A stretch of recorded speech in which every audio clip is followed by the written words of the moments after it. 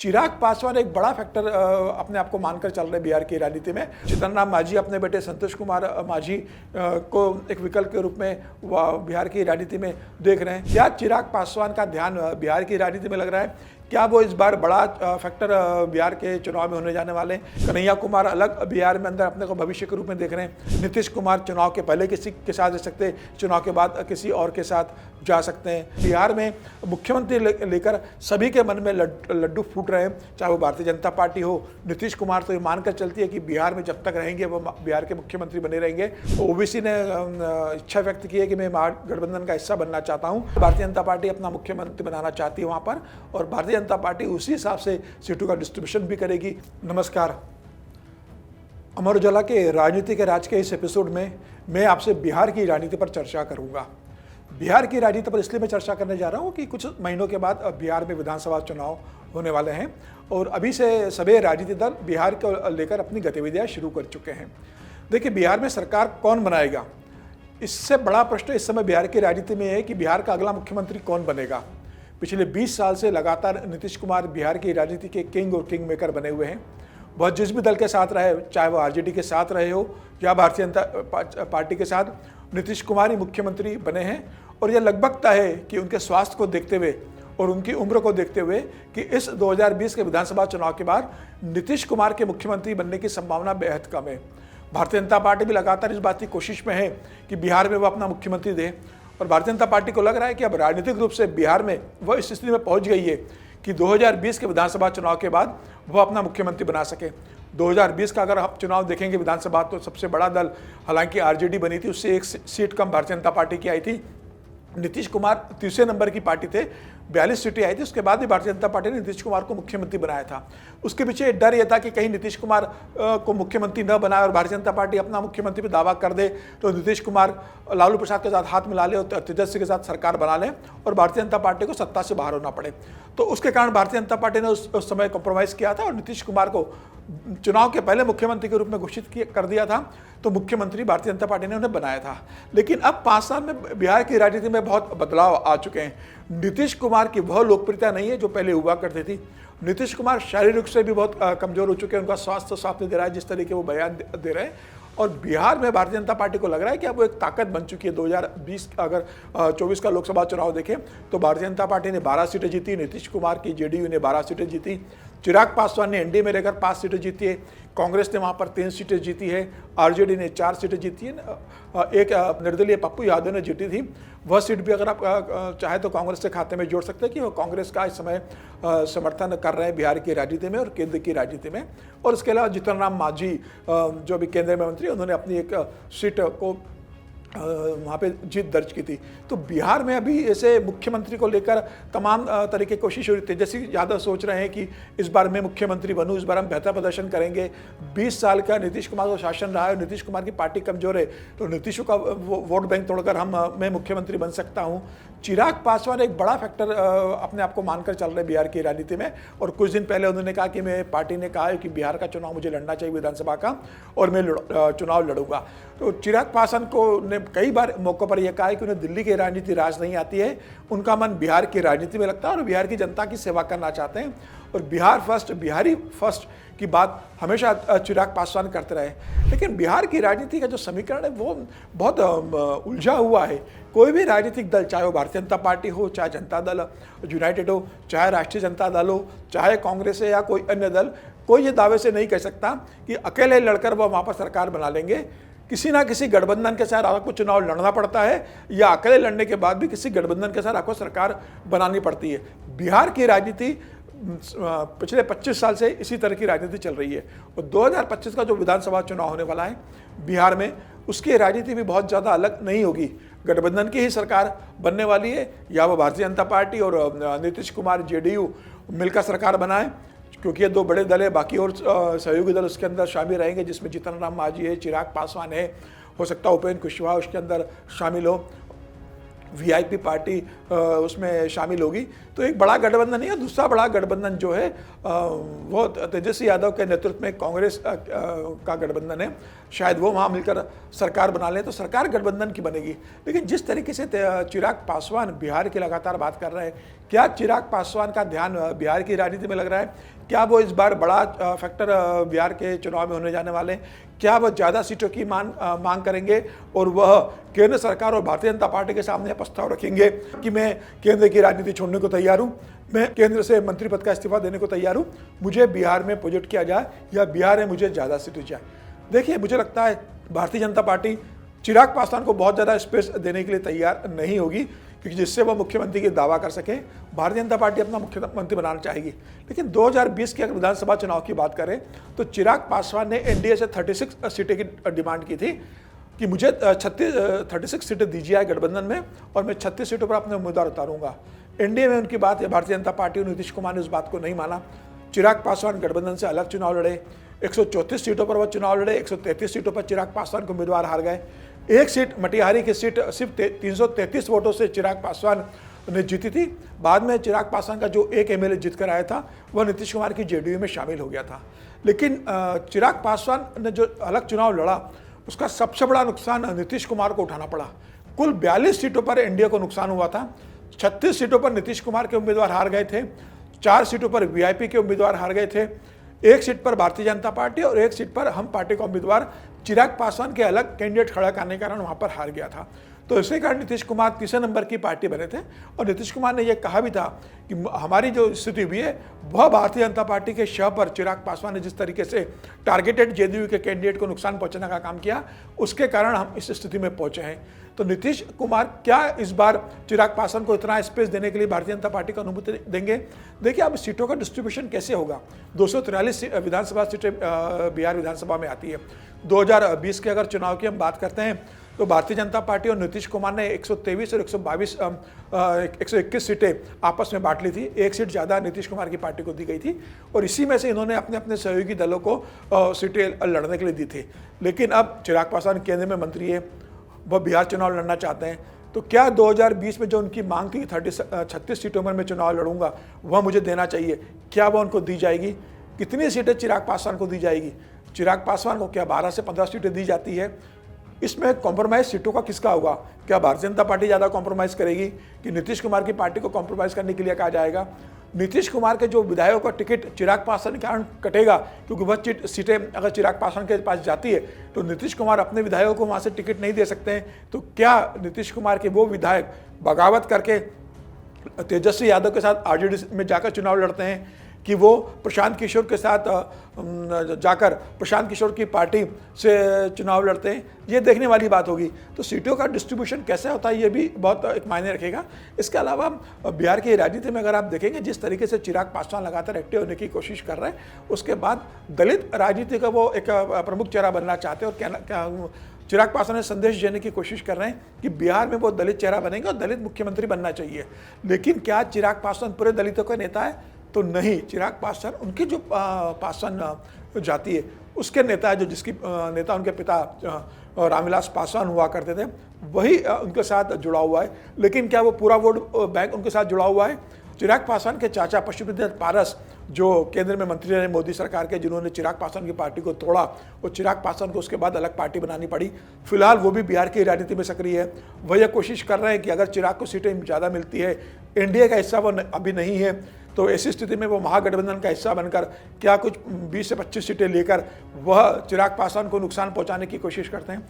चिराग पासवान ने 5 लोकसभा सीटें जीती थी, जिसमें वैशाली, जमुई, हाजीपुर, खगड़िया और समस्तीपुर थी।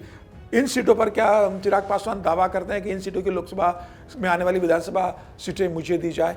तो इसके अलावा अगर आप देखेंगे बिहार की राजनीति में तो जीतन राम मांझी एक जो दलित है वह भी कह रहे हैं कि मैं भाई बिहार का मुख्यमंत्री 9 महीने रह चुका हूँ नीतीश कुमार के समय, अब मैं अलग पार्टी में हूँ, मेरा बेटा वहाँ पर संतोष कुमार सुमन बिहार सरकार में मंत्री है, मैं मोदी सरकार में केंद्र में मंत्री हूँ, अगर मुझे ठीक ठाक सीटें दी जाए और अगर भारतीय जनता पार्टी का समर्थन और सहयोग होगा तो मैं फिर बिहार का मुख्यमंत्री बन सकता हूँ। वह 80 साल के हो चुके हैं, तो उनकी कोशिश ये होगी कि वो अपने बेटे को मुख्यमंत्री के रूप में देखें। नीतीश कुमार अगले बार मुख्यमंत्री बनेंगे इसकी संभावना कम है। तो नीतीश कुमार के बेटे प्रशांत किशोर को लेकर बिहार की राजनीति में चर्चा है कि प्रशांत कुमार इस बार चुनाव लड़ेंगे, नीतीश कुमार के बेटे विधानसभा का। फिर उनका राजनीतिक भविष्य क्या होगा, क्या वो कैबिनेट मंत्री बनेंगे, क्या वो मुख्यमंत्री का चेहरा जेडीयू की तरफ से नीतीश कुमार उन्हें प्रोजेक्ट करने की अनुमति देंगे। जिस तरीके से चर्चा चल रही है कि नीतीश की जगह उनके बेटे को मुख्यमंत्री बनाया जाएगा, क्या भारतीय जनता पार्टी फिर इस बार कॉम्प्रोमाइज़ करेगी और जेडीयू के किसी नेता को मंत्री बनाएगी या नीतीश कुमार को बनाएगी। मुझे लग रहा है कि भारतीय जनता पार्टी इस बार अपना मुख्यमंत्री बनाने की पूरी कोशिश करेगी, तैयारी भी है। जिस तरीके से 5 सीटें चिराग पासवान को दी, चिराग पासवान को केंद्र में मंत्री बना दिया गया है, जिस तरीके से जीतन राम मांझी को केंद्र में मंत्री बना दिया गया है, अब भारतीय जनता पार्टी की कोशिश होगी इन दोनों से कहने की, खास तौर से चिराग पासवान के लिए कि देखिए आप बिहार की राजनीति में बहुत फोकस मत कीजिए, बिहार में हम अपना मुख्यमंत्री बनाएंगे, आप केंद्र की राजनीति कीजिए। और वैसे भी चिराग पासवान लंबे समय तक केंद्र की राजनीति, शुरुआत से केंद्र की राजनीति कर रहे हैं, उनके पिता भी केंद्र की राजनीति करते रहे हैं तमाम सरकारों में, चाहे वो मनमोहन की सरकारों में मंत्री रहे, चाहे वो अटल बिहारी की सरकार रहे हो उसके अंदर मंत्री रहे। तो रामविलास पासवान के पद चिन्हों पर चलते हुए चिराग पासवान से कहा जाएगा कि आप दिल्ली की राजनीति कीजिए, आपके 5 सांसद है, हमारे कारण आपके 5 सांसद जीत कर आए, आप केंद्र में मंत्री है, आप बिहार में बहुत ज़्यादा दखल मत दीजिए। लेकिन बिहार की राजनीति इस समय बहुत बिखरी हुई है। कांग्रेस भी इस बात की कोशिश कर रही है कि दलित वोट बैंक उनको मिले, उन्होंने अपना प्रदेश अध्यक्ष दलित बना दिया है। राहुल गांधी लगातार दलितों के बीच जा रहे हैं, अभी वो 2 दिन पटना के दौरे पर थे। नीतीश कुमार के वोट बैंक पर कांग्रेस की भी नज़र है, तेजस्वी भी उस वोट बैंक पर नज़र गड़ाए हुए हैं। प्रशांत किशोर भी इस बार बिहार की राजनीति में बोल रहे हैं कि भाई मैं नया चेहरा हूँ, आपने 15 साल लालू प्रसाद की जंगल राज को देखा, 20 साल से आपने नीतीश कुमार के शासन को देखा है, एक मौका मुझे दीजिए।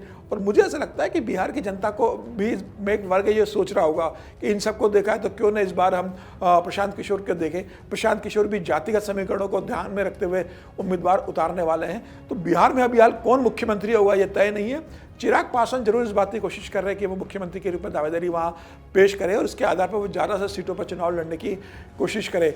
नीतीश कुमार को लेकर अभी भारतीय जनता पार्टी ने अपने पत्ते नहीं खोले हैं। हालांकि जो बिहार भारतीय जनता पार्टी के प्रभारी है विनोद तावड़े, भारतीय जनता पार्टी के राष्ट्रीय महासचिव, उन्होंने कहा है कि चुनाव नीतीश के नेतृत्व में लड़ा जाएगा।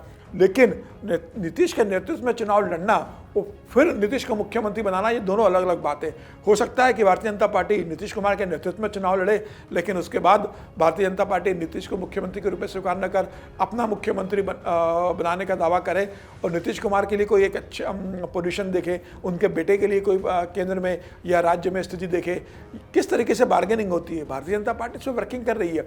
और यह तय है कि भारतीय जनता पार्टी को लग रहा है कि अब जैसे ऑपरेशन सिंदूर में जिस तरीके से केंद्र सरकार का मतलब प्रदर्शन रहा है, भारतीय जनता पार्टी की को लग रहा है कि उसका फ़ायदा भारतीय जनता पार्टी को मिलेगा। जब यह पहलगाम हमला हुआ था उसके तुरंत बाद प्रधानमंत्री मोदी 23 अप्रैल को जब मधुबनी गए थे तो उन्होंने कहा था इसका बदला लिया जाएगा।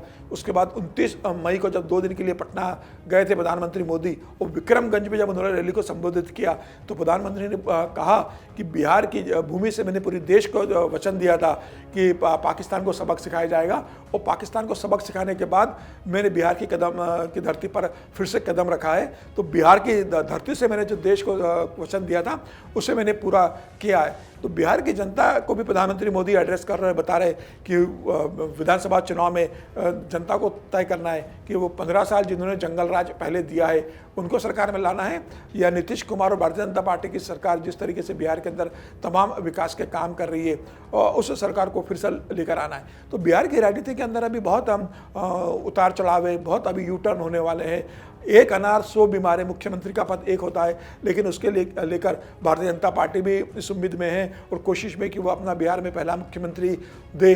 नीतीश कुमार और जेडीयू को लग रहा है कि 20 साल से पद हमारे पास है तो जेडीयू के पास मुख्यमंत्री का पद रहे।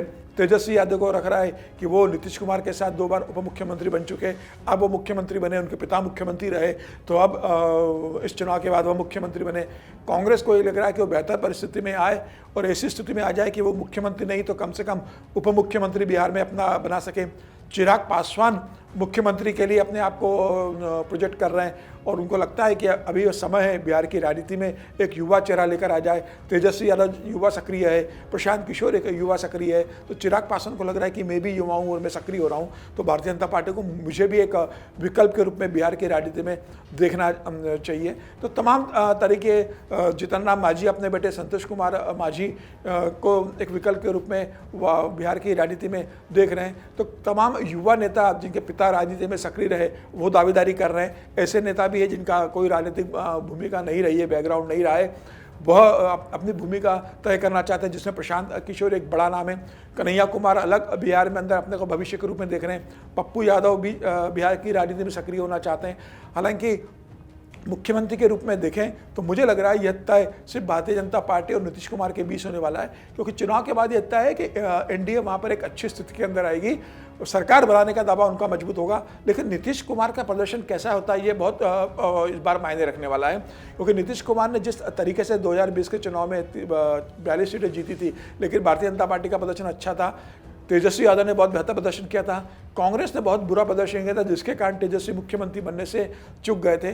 तो इस बार क्या कांग्रेस जिस तरीके से राहुल गांधी लगातार दलितों की बात कर रहे हैं, दलित प्रदेश अध्यक्ष बना दिया, दलित सम्मेलनों में वो जा रहे हैं, दशरथ मांझी के घर भी गए थे, उनके बेटे से उन्होंने मुलाकात की, तो मुझे ऐसा लग रहा है कि माउंटेन मैन के बेटे से उन्होंने मुलाकात की। तो इस बार कांग्रेस का भी एक अपना वोटर ध्यान में लेकर चल रहे हैं कि दलितों का वोट उनको मिले, और बड़ा फैक्टर दलित होने वाला है। केंद्र सरकार कहेगी कि हमने जातिगत जनगणना की घोषणा कर दी है, तो बिहार में दलितों को भी ये बात ध्यान रखना चाहिए। नीतीश कुमार दावा कर रहे हैं कि उनके मुख्यमंत्री रहते जातिगत सर्वे हुआ था, तो दलित और उनका जो कोयरी वोट बैंक है, कुर्मी कोयरी, वो उनके साथ जुड़ा रहेगा। तो तमाम तरह की राजनीति बिहार की राजनीति में इस समय चल रहा है। अभी थोड़ा लंबा समय है बिहार की राजनीति में, अभी कुछ बड़े चेंजेस होंगे।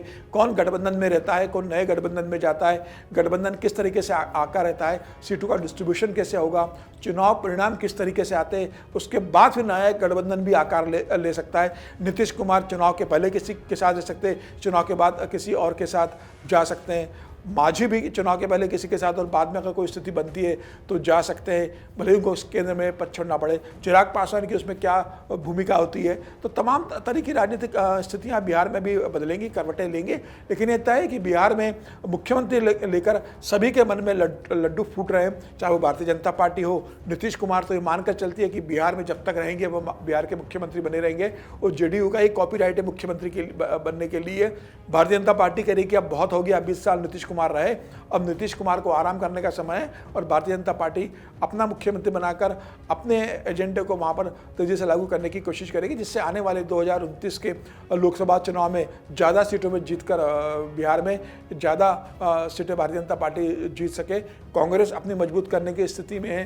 तेजस्वी यादव को लग रहा है कि इस बार उनके लिए बेहतर स्थिति है, क्योंकि जिस तरीके से वक्फ बिल पर जेडीयू का स्टैंड रहा है कि भारतीय जनता पार्टी के साथ खुलकर उसने समर्थन किया है लोकसभा के अंदर, तो नीतीश कुमार की जो सेक्युलर छवि थी और मुसलमानों का एक वोट जो नीतीश कुमार को मिलता था, तय माना जा रहा है कि इस बार वो आरजेडी के साथ चला जाएगा।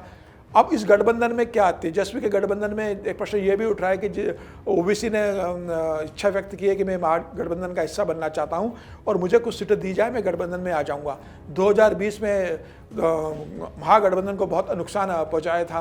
ओबीसी ने चुनाव लड़कर सीमांचल से 5 विधानसभा सीटें उसने जीती थी, हालांकि उनके 5 विधायक तेजस्वी के साथ आरजेडी में शामिल हो गए थे।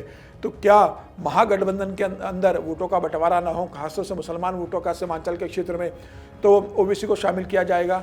चिराग पासवान को कैसे सीटें दी जाएगी? और क्या मुख्यमंत्री को लेकर कोई नया चेहरा भारतीय जनता पार्टी लेकर आएगी? ये तमाम बातें जो बिहार की राजनीति में पूछी जा रही है। चिराग पासवान अभी से अपनी भूमिका वहाँ तय करने की कोशिश कर रहे हैं, लेकिन मुझे लगता है कि बिहार में भारतीय जनता पार्टी 2025 के विधानसभा चुनाव के बाद अपना मुख्यमंत्री बनाएगी, यह लगभग तय है। बाकी लोगों को कैसे एडजस्ट करना है, कहाँ किस तरीके से उनको जगह देनी है, यह तय भारतीय जनता पार्टी ने अपने स्तर पर ग्राउंड बैठकों में कर लिया होगा, उसका एग्जीक्यूशन बाकी होगा। चुनाव परिणामों के बाद भारतीय जनता पार्टी उसे इम्प्लीमेंट करेगी।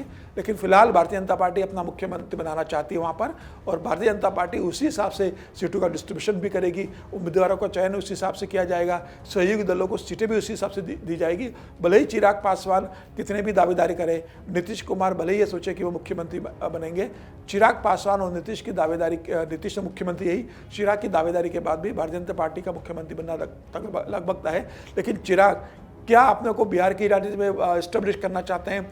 क्या चुनाव के पहले वह लोकसभा सीट से कैबिनेट मंत्रिमंडल से इस्तीफा देंगे और एक सांसद के रूप में कहेंगे कि मैं रहता हूं और मैं बिहार में अपनी पार्टी के लिए काम करूंगा, वहां संगठनों को मजबूत करेंगे, वहां ज़्यादा सीटों पर उम्मीदवार उतारने के पर भारतीय जनता पार्टी और नीतीश कुमार पर दबाव बनाएंगे? अगर सीटें नहीं मिलती हैं उनके मन माफिक, तो क्या वो अलग चुनाव लड़कर अपनी ताकत दिखाने की कोशिश करेंगे? ये सारे प्रश्न जिनका भी उत्तर मिलना बाकी है। सब अपनी अपनी राजनीति के हिसाब से बिहार में समीकरण फिट कर रहे हैं। फिलहाल मुझे लगता है कि बिहार में सबसे बड़ा फैक्टर भारतीय जनता पार्टी होने वाली है और सबसे बड़ा दल भारतीय जनता पार्टी बनेगी। इसके बाद तेजस्वी का प्रदर्शन कैसे रहता है, यह इस बार बहुत मायने रखेगा। इन दो के प्रदर्शन पर बिहार की राजनीति का भविष्य तय होगा कि कौन मुख्यमंत्री बनेगा। आज बिहार की राजनीति में इतना ही। अगले एपिसोड में किसी और विषय पर मैं आपसे चर्चा करूंगा। तब तक के लिए नमस्कार। अगर आप ये वीडियो YouTube पर देख रहे हैं तो हमारे चैनल को सब्सक्राइब कर बेल आइकन दबाएं और Facebook पर देख रहे हैं तो हमारे पेज को लाइक करें।